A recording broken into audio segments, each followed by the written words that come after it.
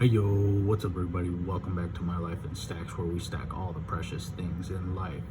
So as you can tell by the title of the video, I'm going to be going over what I am doing to prepare for another possible banking collapse and or banking failure. So let me refresh your memory. The last one that we had was on May 1st, and that was First Republic Bank. And that was following Silicon Valley Bank and Signature Bank in about April and March. March was when it all started to go downhill. Now, I know the government's done a good job at making everybody forget about that stuff and look away and think, oh, it's not happening anymore, it's done. But we are far from over. The fact that 3 banks failed back to back to back like that, one tells you all the banks are in bed with each other, and 2 tells you they're all in the bed with the Federal Reserve, which is a scary thing considering the Federal Reserve is the people that they get the money from. So just a little point of view, let's understand why banking collapses happen. The number one reason is for one reason only: fractional reserve banking, which allows banks to loan out more money than they get in deposits and that they carry on hand, period. It's a scary thing because if you look at how it really works, if a bank has 100% of their deposits, right? Let's take this $10,000 for example. The bank gets this deposited. They have to take 10%. They take 10% out of here, $1,000. They then loan this out. Somebody comes, Joe Blow gets this $9,000. They take it, they go buy a car. Then the car dealership takes the money, puts it back in the bank, deposits it. Now they got a deposit of $9,000. They take 10%, put that into their reserves, and now loan out what's left, which is $9,000. So they have to take out 10%, which is $900. So now they got $8,100. They now loan out that $8,100 to Joe Doe. Joe Doe takes it, goes, buys an engagement ring. Jeweler comes, deposits the $8,100 into the bank.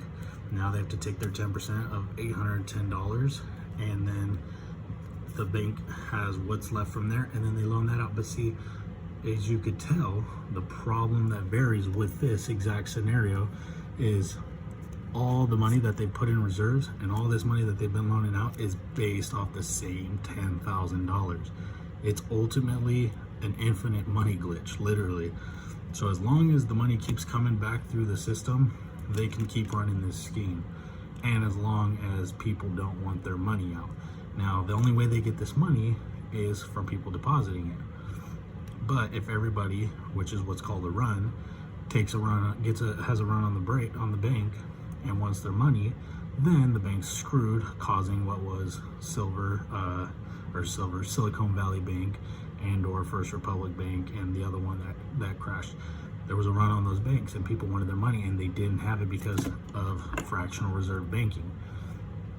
So this is just going as an example to show you how scummy it is that they have fractional reserve banking, because this $10,000 ends up getting loaned out hundreds and hundreds of times for 10, 9, 8,100, all these thousands of dollars, but it's the same $10,000.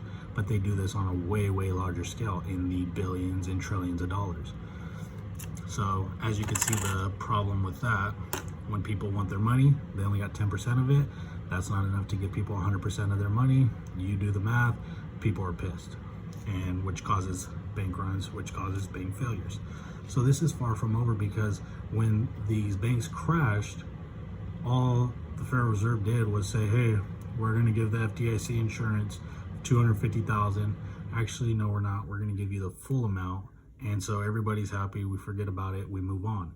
But that doesn't really solve the problem of fractional reserve banking. That only masks the certain specific scenario that happened with SVB or First Republic Bank or the other one that it happened to. It just masks the problem. It doesn't actually fix it and give it a cure. What would give it a cure is they're not allowed to lend out 90% of what they take in. But then that would stop banks from profiting, and of course we can't have that. So what would you do to prepare for the next banking collapse? So a few things that I'm doing, as you can see just by what's laying on the desk.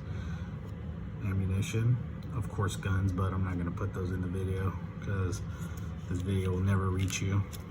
Cash on hand. You don't want the banks having all your moolah.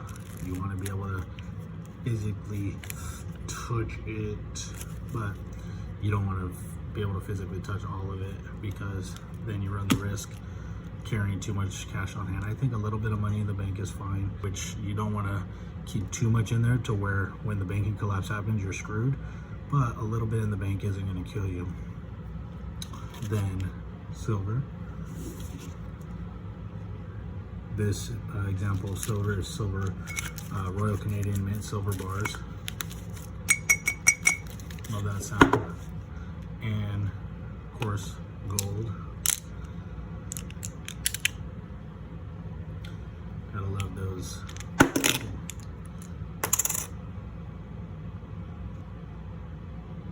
Goldeagles, goldbuffalo. So gold, and this is a cold storage wallet for Bitcoin. So Bitcoin, money, silver, gold, Bitcoin, ammunition. These aren't stripper clips, but you get the point. Why these four things? One, cash on hand, because if the bank collapses, that the very reason they're collapsing is because they do not have the money on hand to give you. So you want your money in hand. The ammunition, because when people can't get their money, guess what they're going to get? Desperate. And guess what they're going to get? Hungry. So when people are desperate and hungry, guess what they'll do? They'll take someone's life for food, money, water, shelter, whatever the scenario is that they need. So you need ammunition to protect you and your family and those around you, or whatever your case is. But either way you cut it, you're going to need ammunition, firearms, of course. You're going to need these things to protect yourself. Silver, gold, because ultimately if the bank collapses and you don't have this cash, this is another form of it. You can always sell this and or barter it. Maybe not in this form, but that's why you have, fractional silver, fractional gold to barter, because if you don't have cash on hand and your money's stuck in the bank that just collapsed, guess what you need? You need something to barter or something you could exchange for currency, the local fiat currency. And Bitcoin. Why Bitcoin? I believe that when the bank collapse occurs, a magnitude bigger than what we saw just in this early time of the year, is we're going to need something that is off the system, that can be moved around without government interference. Now, yes, they could knock down our servers of internet. We wouldn't be able to trade it, but ultimately at that point now you're talking about an end of the world scenario, and I'm not talking about that. This is simply if banks collapse.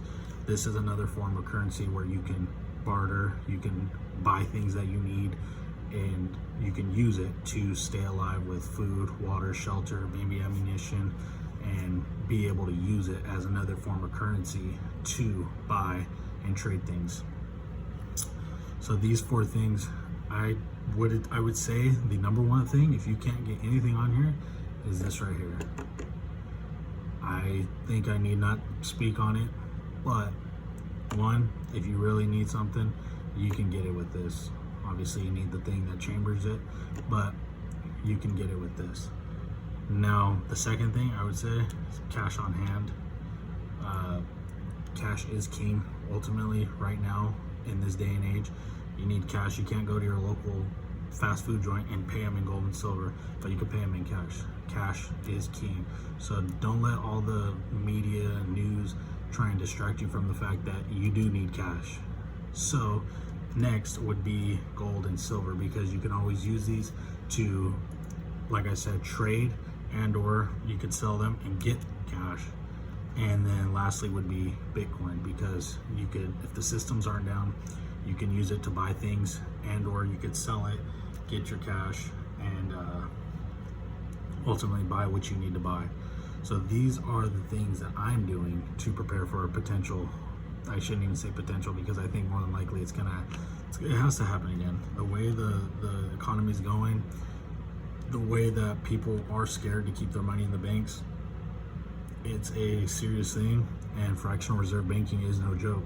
When it comes time and everybody wants their cash and the banks shut down, guess what happens? You're screwed. So me personally, I'm keeping cash on hand, ammunition, gold and silver, and Bitcoin. What you do, let me know down below in the comments if you're doing all these, or if you're doing a different style of these, or what it is you're doing to prepare for a potential banking collapse. But I would appreciate if you guys understood, one, I'm not a financial advisor. Now, would I give financial advice to myself? Of course, but I'm not giving financial advice to you. You do what you think you need to do to prepare and protect your family in a scenario such as a banking collapse. And whatever that may be, you do you, I'm gonna do me. And ultimately, all we can do is prepare to the best of our ability for ourselves and our family to protect, preserve, and to control our outcome on where it is we're going.